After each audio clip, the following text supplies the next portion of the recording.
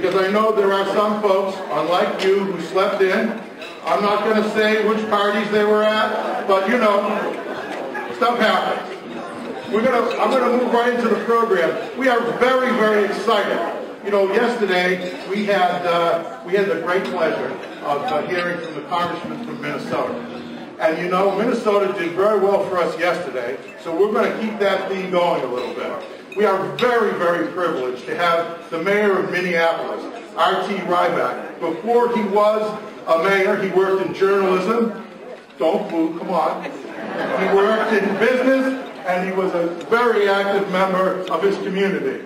The first mayor of a large city to endorse Barack Obama in 2008, and Ryan is one of 5 vice chairs of the Democratic National Committee. All that's really important. But he's also a graduate of Boston College. Mayor?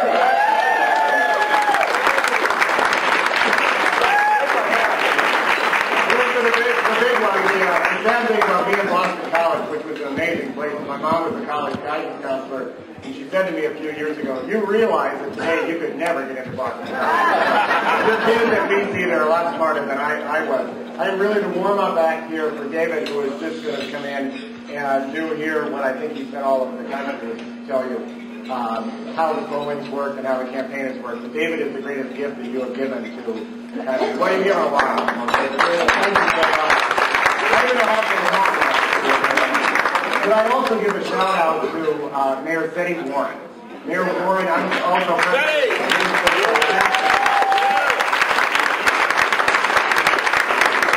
I'm also chair of the Democratic Mayors. Mayor Warren, many months ago, brought together some good mayors from Massachusetts. We began to get organized and tell that story. It's kind of remarkable when you hear a mayor's perspective on what really Romney was like. So we're going to be using that a lot. I want to also thank Lisa Wong of Pittsburgh. Are you here, Lisa? And Sue Kay of Pennsylvania. Sue, where are you? Well, mayors are out working very late at night, so that's good. Let me just tell you how I began my morning yesterday. I'm from Minnesota. So is Gretchen Carlson. Anybody ever watch Fox and Friends? Okay, well, we're not three mayors from Minnesota anymore. But, we've got this thing in Minnesota called Minnesota Nice, where we smile at you, but we kind of say some stuff behind your back. Well, she was the ice of Minnesota Nice, all right? But she got me on yesterday and asked me what she thought was going to be a really tough question. And wonderful people from Massachusetts helped me answer this, okay? The question, she said, is, are we better off than we were 4 years ago? What is the answer to that question? I said to her pretty clearly, 4 years ago, we were losing 800,000 jobs a month. We were stuck in 2 wars. Bin Laden was at large. The U.S. auto industry was about to collapse. Nobody had the guts to take on the biggest issue that we've had domestically for a generation. And, by the way, we had a paralyzed Washington. That's the president walked into. That and much more. All right, 30 straight months of private sector job growth. The U.S. auto industry that Romney would have let collapse. Obama stepped up, stuck his neck out, saved the U.S. auto industry. Romney was wrong. Obama was right. 1 million jobs in the U.S. auto industry. Are those people better off? Are we better off?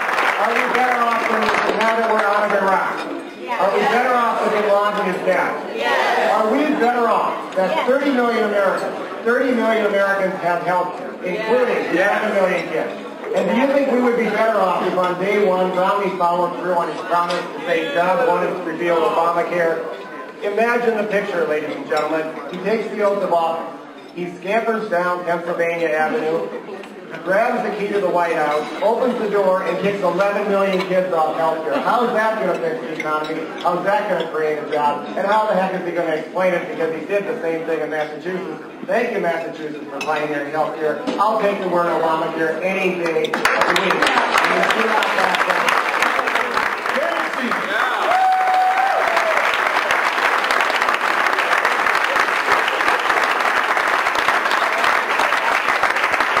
Oh my goodness.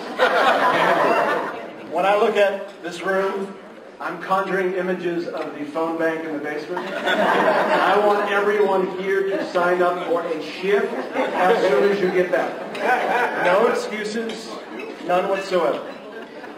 I am the proud son of Antonio and Yulinda Simas.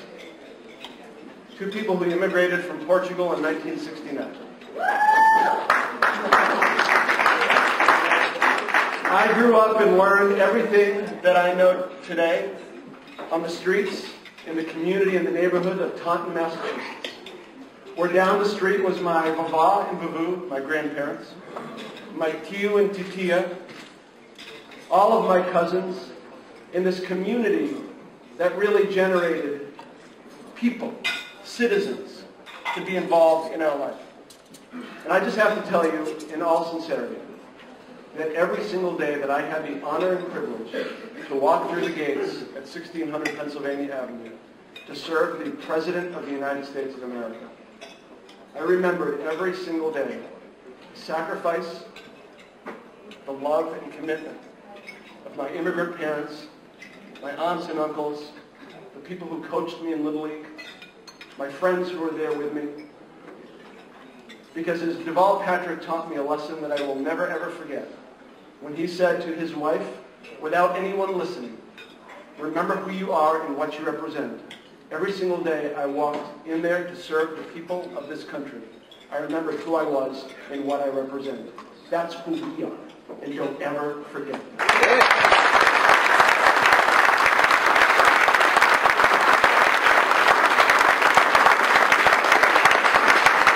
I have either the fortune or the misfortune to look at more polling and focus group reports than any human being alive in the world. Like a human nerve ending.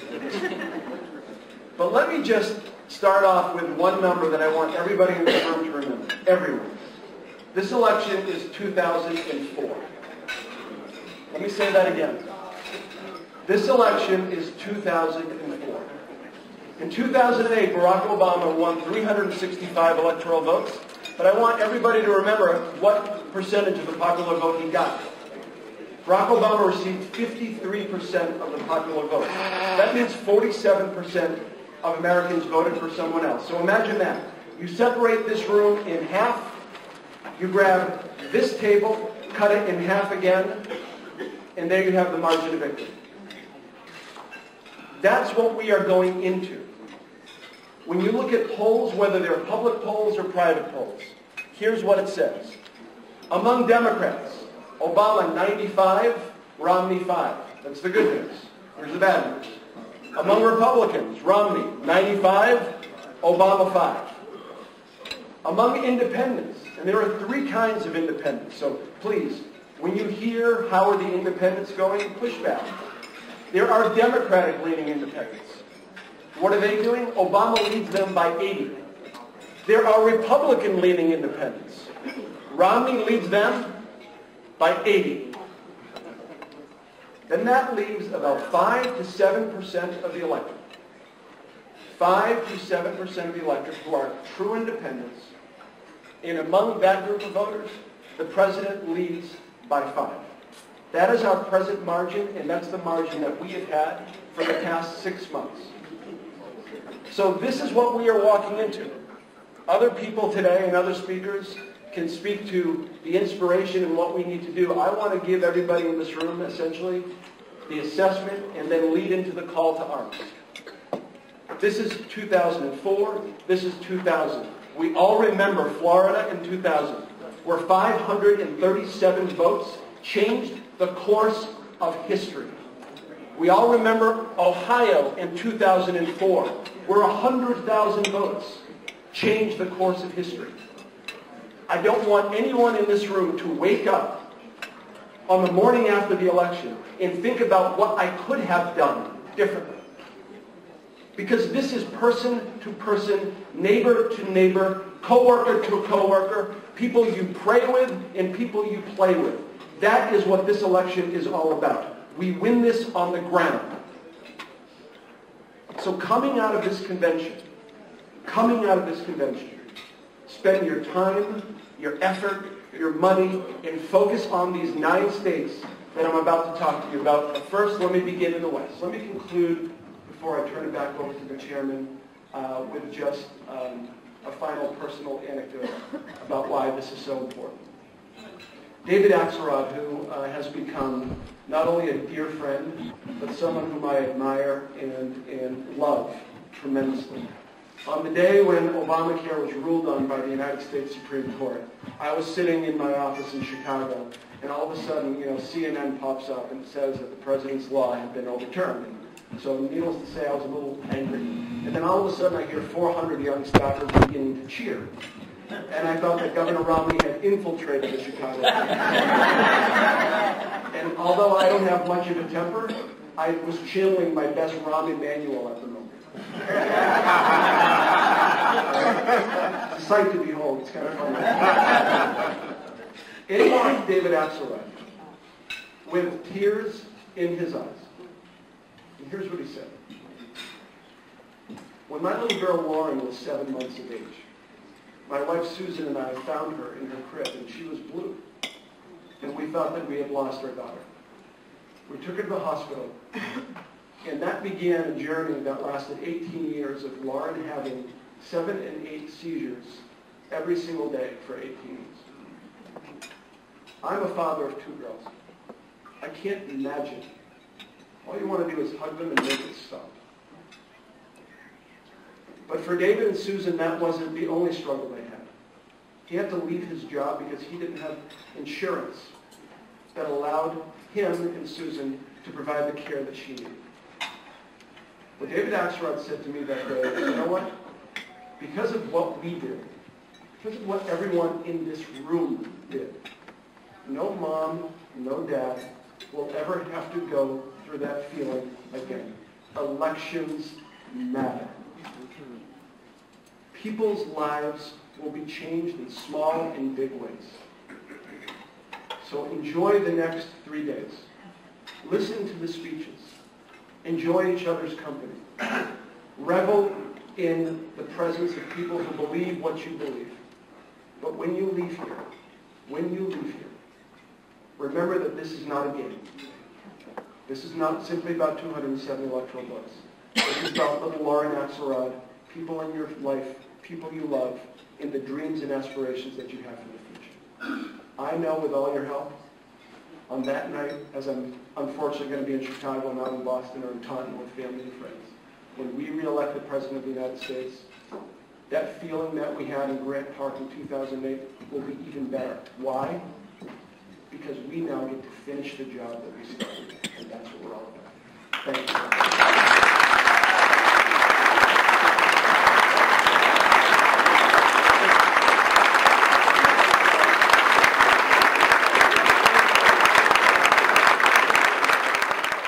It is a crime to have to come to the podium after David Stevens. I would just like unanimous consent that we cede my 10 minutes at the podium tonight to David Stevens. Can we? The organizer? I'm going to be very brief because he said everything I wanted to say except better. You are all very popular here at this convention because everybody wants to know who the real Mitt Romney is.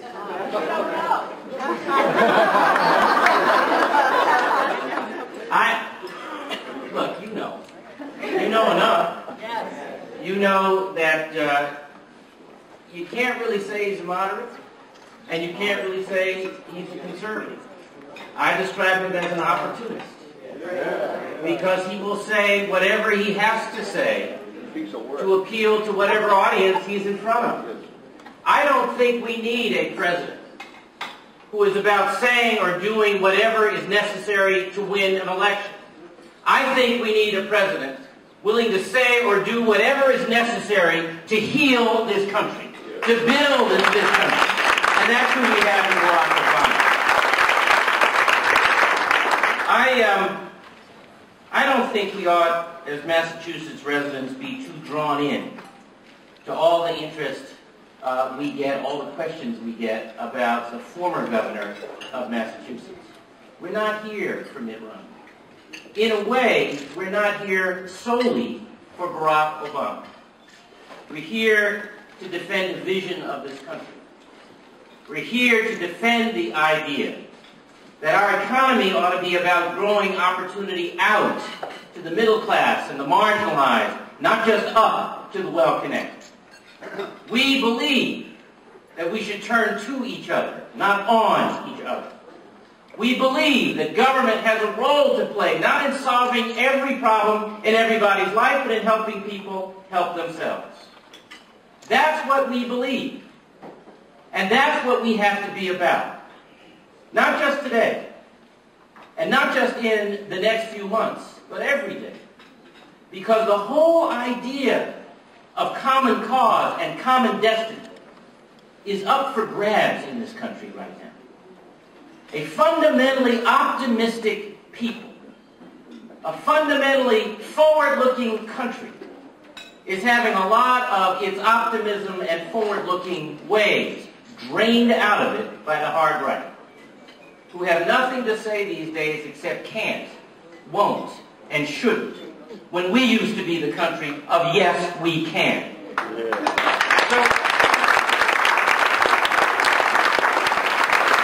ask any American who works in the American auto industry. There's an answer. We don't brag because we're not done. That's what Democrats do. We understand that this is a journey, that there's work still to do, that there's a recovery that still has to reach people who haven't yet been touched, who haven't yet been lifted up, because we don't believe everybody ought to be left on his or her own, but that we are in this together. That is how an improbable candidate ran an improbable candidacy for President of the United States. And against odds, some of them unspoken, rode to victory and lifted us all up, not just in the stature of the world, but in our own hearts and in our own minds. And I, for one, with a record like that and a vision like that, am unwilling to let him be bullied out of office, and neither should you.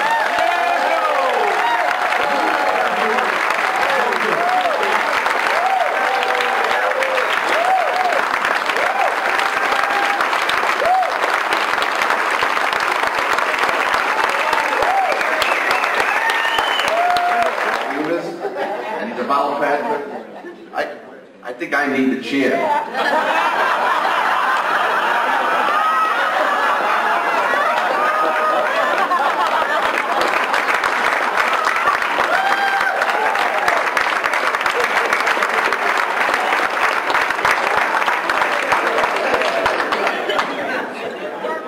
What?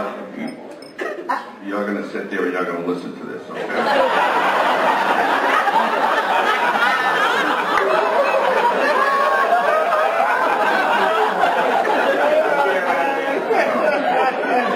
Some of it may not be nice, but you're going to listen.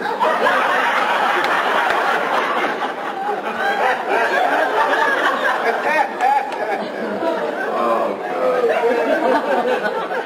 God. Well, good morning, delegates and friends of the Massachusetts Democratic Party. Good morning. Good morning. And I'm so excited to be here as we get ready for a great convention. And I wish the governor was here because I had some words for him as well. I thank you very much.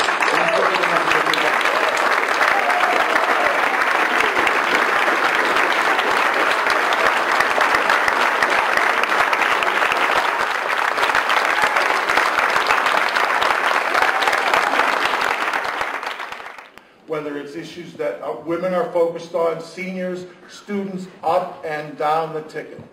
There is an important choice for us. We have a lot of work to do. Everybody in this room is dedicated to sending a strong woman to the United States Senate. It's about time. And I am proud to introduce that woman to you right now, Elizabeth Warren.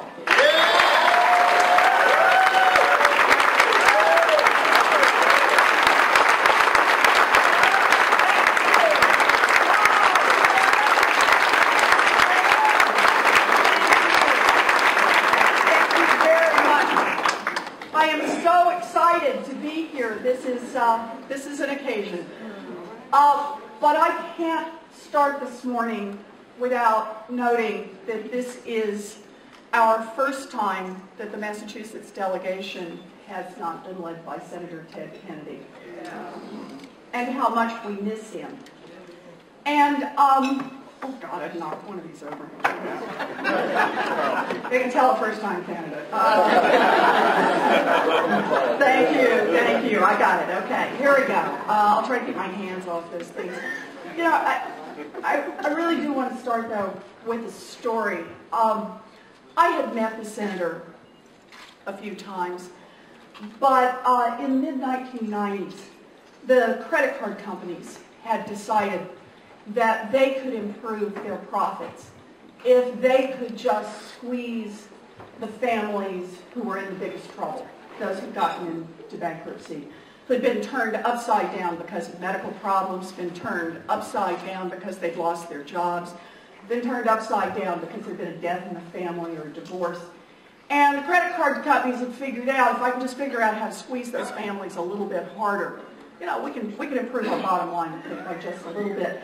So they initiated a bankruptcy reform bill. And I went down to Washington to talk to people about it. And a woman came up to me and said, you need to talk to my boss more about that. And I said, who's your boss? And she said, it's Ted Kennedy. I said, okay. And so we set up a meeting downtown on Friday afternoon in Boston. You all know where it would be, his office.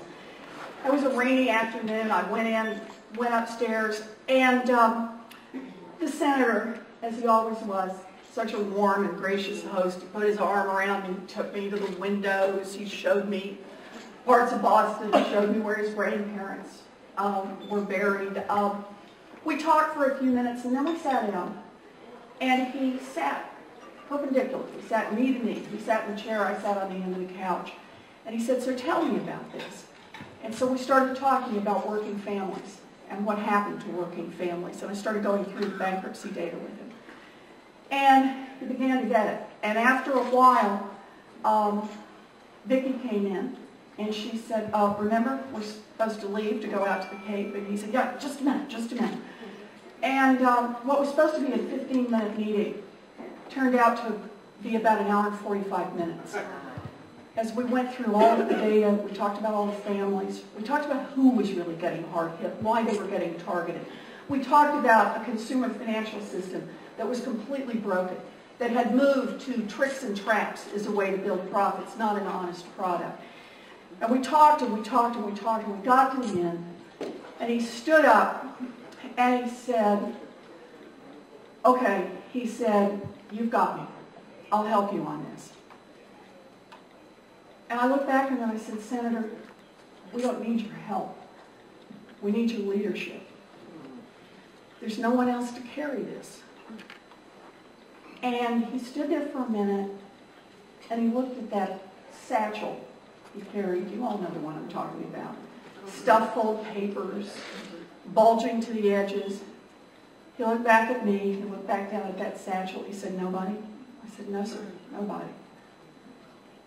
And he looked again and he said, I'll do this. And he did.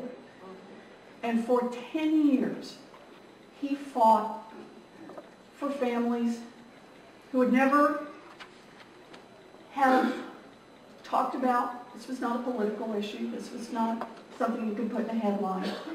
He got out there and he just talked for the families who'd gone through medical bankruptcies, who'd gone through job losses, who'd gone through family breakups. He got out there and he fought for them.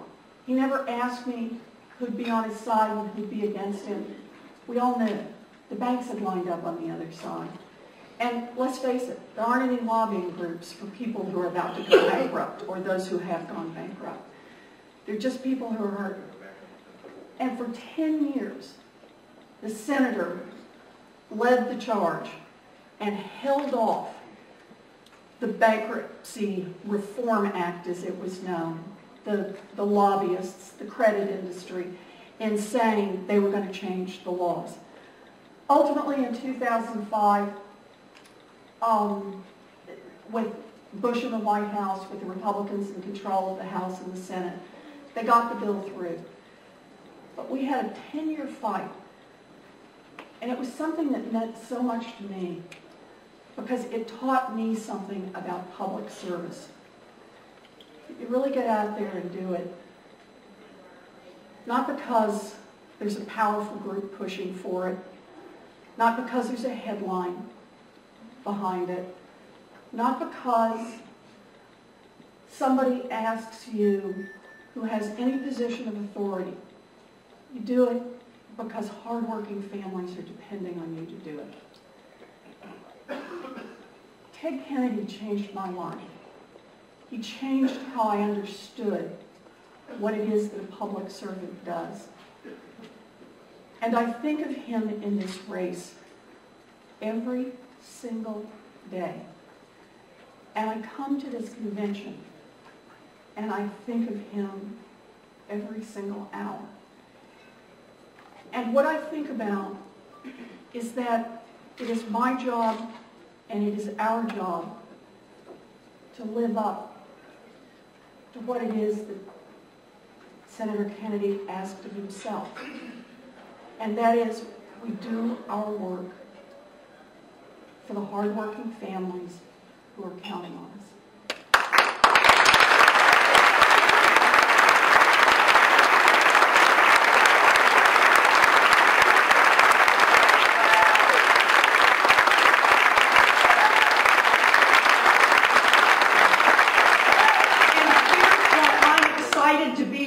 Because I know I'm in a room full of people who fight. You've been fighting, you've been out there. I've seen you. I've seen you at meetings, I've seen you at parades, I've seen you in the volunteer events. You've knocked on doors, you've made phone calls. You are going to make this happen in Massachusetts.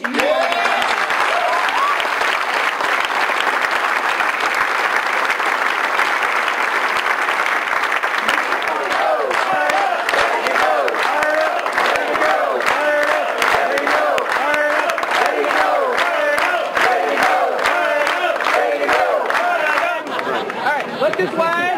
Big smile. Woo! Couple more, a few more. There was.